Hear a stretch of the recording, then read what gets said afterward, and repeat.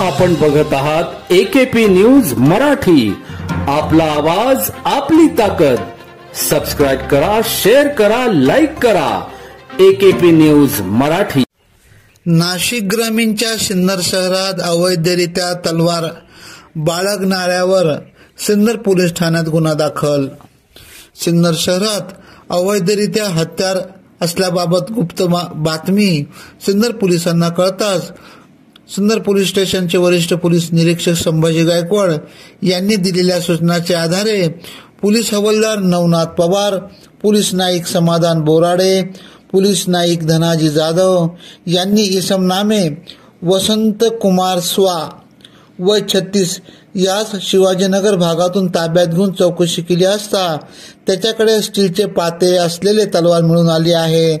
सदर इसमावर सिन्नर पोलीस ठाण्यात गुन्हा दाखल करण्यात आला आहे. AKP न्यूज साठी ब्युरो चीफ अनवर खान पठाण, नाशिक.